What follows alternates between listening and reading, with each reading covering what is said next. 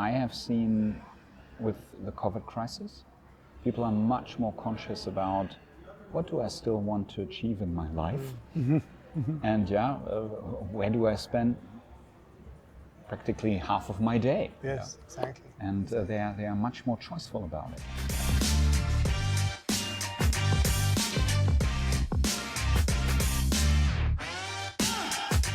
Welcome to HR Congress. Maybe start with a little bit of an introduction about yourself and your role. And Sure, thank you, Kevin. So I'm Stefan. I'm heading the executive talent management at Siemens.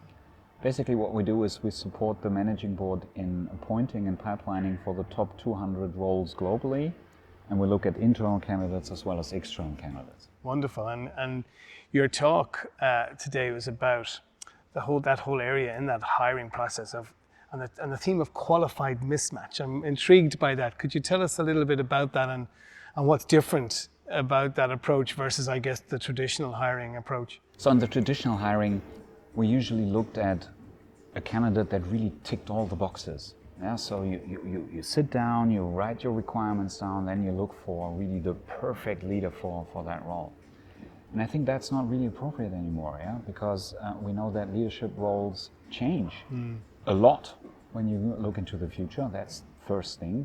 Second is, what got you here that not necessarily gets you there. And therefore it's really important to get a good view on what are really the critical skills, the critical requirements, and to really look for that. Yeah, and so in a sense you're trying to think about future success as opposed to hiring for a replication of the past. And Exactly. as you referred to that Marshall Goldsmith saying, what got you here won't get you there. And so in terms of that hiring for future success, that's kind of tricky, versus the reliability of looking historically at the candidate and what they've done and what's been successful to date. So how does that work in reality? How do you make that happen? It is tricky because you need to really understand what are the future business scenarios for that role. So you really need to think strategy backwards, business impact backwards, and then we think of, okay, so which kind of requirements or skills are then really needed to achieve that? And so yes, this does require some groundwork, some really digging into it and really understanding what you're actually hiring for. Maybe can you give us a couple of examples of what kind of skills you found yourself looking for more of from your hiring process and different maybe than you probably looked at before? So a recent hiring we did was we hired a sales leader that was not coming from the industry, that didn't know industry customers, that didn't know the products. But what this person did know was how to transform sales from a product-oriented sales to a more solution-oriented sales. Really interesting. So in a sense then, this thinking about future success, I love that point about scenarios. You've got to work back maybe from likely possible scenarios. You're therefore having discussions or hiring based on potential, probably more, than sort of traditional needs, and the needs of the team, the gaps that the team might have will change as well. So that's also quite tricky when you're. How do you hire for potential? How do you investigate that, explore that, given that potential, what you're looking for, might change in itself? So I mean, once you have a good understanding of what the future challenges actually look like, I think you need to get a really good understanding of what does the team already bring to the table. I mean, it's almost crazy. We've been always looking for perfect leaders. We've created leadership frameworks and picture of perfect leaders. So always on a quest for a hero, basically. And I think this is fundamentally wrong. You need to understand what the team really brings to the table, because reality is nobody can achieve anything alone. It's all about collaboration and making it work with the team. And therefore you do need to understand which kind of capabilities are already there. And only then you can determine, okay, so what is actually missing and what are we therefore needing to look for the leader of that team. Yeah, really interesting. So And I guess the ability for that person to be able to bring that to a team as well. So that sort of collaborative mindset too, in terms of Absolutely, yeah. And I mean, because you said, what are the indicators for potential? I mean, this is basically looking at how did a person react in first-time situations? Yeah, are they comfortable in this? Have they shown that they can adapt quickly? That they have steep learning curves? This is exactly what we're looking for. Yeah, and almost to acknowledge what they don't have and to Exactly. be open about that and to be able to bring their team into that. So rather than trying to be know-it-all. Exactly.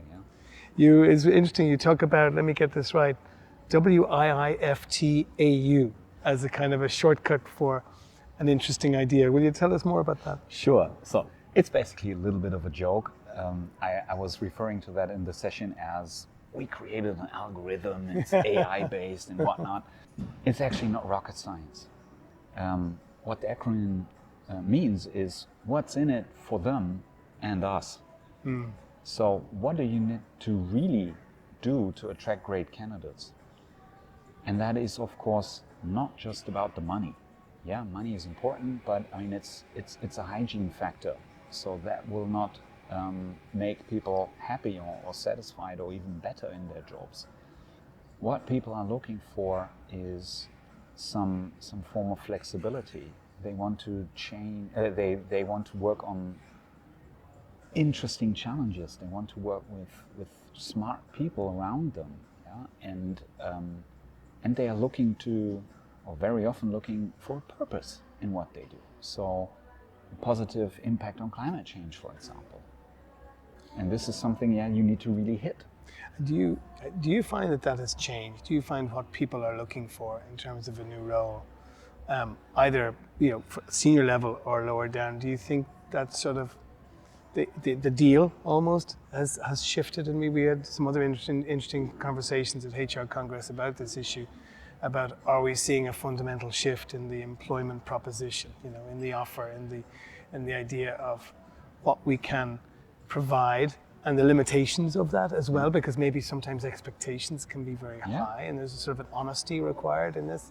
But I'm just interested in your view about what maybe has changed from the candidate's perspective in terms of what they are looking out for and how that fits with the corporate agenda. So in my experience, this has massively changed over the past years.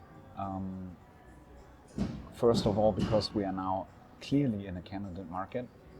So candidates with scarce skills can really pick their employers, and they look, of course, for the best deal. But the best deal is not just comp and ben. Compensation. Yeah.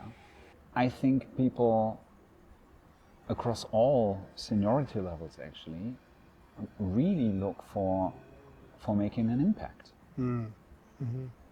Yes, because the people want to contribute, right? Yeah. They want to feel that their work, which is such a big part of our lives, right, has an impact. Exactly. And you think people are more explicit about that, maybe now more open about that perhaps than they have been before? I think they're more explicit. They're even probably more conscious. So that's probably a shift I have seen with the COVID crisis. People are much more conscious about what do I still want to achieve in my life, and where do I spend practically half of my day? Yes, exactly. And they are much more choiceful about it. And sometimes that's quite relevant, obviously, for the demographic that you're dealing with, because people are maybe hitting a mid-career, or even senior career stage. Yeah. And saying, what's the next, what's the legacy I want to bring, Exactly. So they're thinking more, they're not just thinking all the time about the next promotion exactly. step. They're not necessarily thinking up and more, but they're really thinking about what is the impact, what's the legacy I can leave. Which requires the organization to be able to create a narrative around that, one that's kind of consistent and genuine, right? Exactly. So, I mean, that should definitely fit. Yeah, this is why I'm also talking about cultural fit, of course.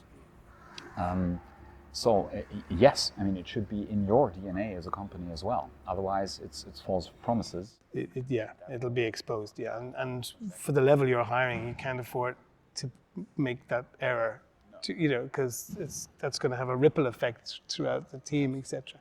You mentioned culture fit too, and that was an interesting part of your discussion is about this debate about the importance of culture and the importance of culture fit when making a hiring decision. Yet you were kind of putting some caution on that too. Tell me more about that and what you do. So I very often get the question, so what is it now? Is it culture fit or is it diversity? So what are you striving for? And to me, it's not an either or question. To me, it's an and question, but you need to carefully look where. So cultural fit to me, or you need to look for fit when it's about how are values in the team. So which kind of values actually do you want in a team? How is problem solving done? How is conflict resolution done? How are decisions made? So this is how work gets done around here stuff. Yeah, there you want to be aligned. So there you want really to have a fit, because otherwise, you keep rediscussing decisions over and over again, and you probably don't want that. When you look into skills, into experiences, into cultural background, into perspectives, you want to have deliberate diversity, because this is what makes a team really agile, more creative, and more, let's say, receptive also to maybe changes in the environment and able to cope with that. Ideally, even before it happens. Well, look, it's been wonderful to get an insight from you in terms of your strategy, in terms of hiring for such senior top talent that is basically essential for driving your next phase of growth. So thank you for those insights, and thank you for your talk, and enjoy the rest of HR Congress. Thank you very much, Kevin. It was a pleasure.